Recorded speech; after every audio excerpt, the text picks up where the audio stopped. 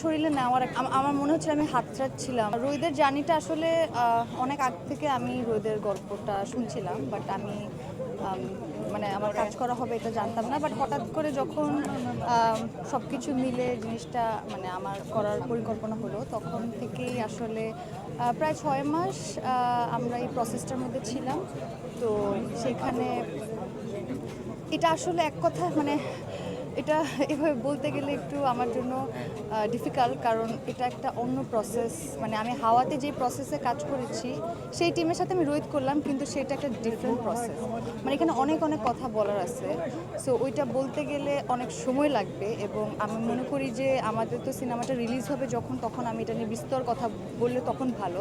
But এটা বলবো যে এটা হাওয়ার থেকে অনেক বেশি চ্যালেঞ্জ, অনেক বেশি মানে আমি আমার মনে হচ্ছিল আমি হাতছাড়ছিলাম চরিত্রটাকে কিভাবে পাবো, কারণ আমি রাস্তায় রাস্তায় পাগল খুঁজতাম, দেখতাম।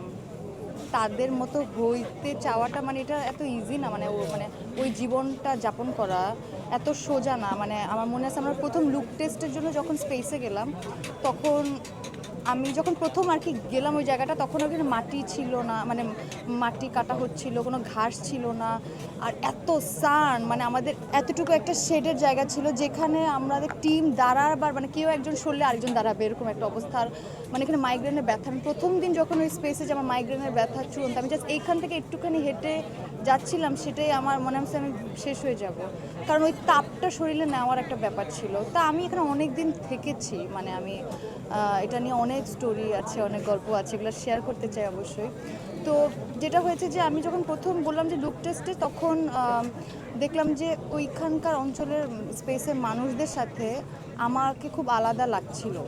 মানে আমরা ভিডিও করছিলাম, তখন বলছিল যে তোমাকে আরবান লাগতেছে, এটা হবে না এরকম, সেটা আরও ভেতরে ঢোকার গল্প আছে। সো ওদের সাথে মানে এখন 10টা মানুষ ওই অঞ্চলে দাঁড়ালে এবং আমি দাঁড়ালে, যাতে সবাই মনে হয় যে এটা সবাই একই অঞ্চলের মানুষ, মানে আমাকে যাতে আলাদা না মনে হয়, তুষি যাতে নাম বা একটা শহরের মেয়ে যাতে না মনে হয়। সো এটা ছিল প্রথম চ্যালেঞ্জ। সো এটার জন্য মানে স্কিনটা, আমার যে ন্যাচারাল স্কিন টোন, সেটা আমার একটা সুবিধা যে আমার যে স্কিন সেটা আমি চাইলে পুড়িয়ে কালো হয়ে যেতে পারি, আবার চাইলেই আমি আবার যে আমার ন্যাচারাল টোন সেটা ফেরত আসে। সো এটা আমি এই জীবনে 2বার করেছি। একবার হাওয়াতে তেমন কিছুই করি নাই, বাট হাওয়ার থেকে রোদ অনেক এক্সট্রিম।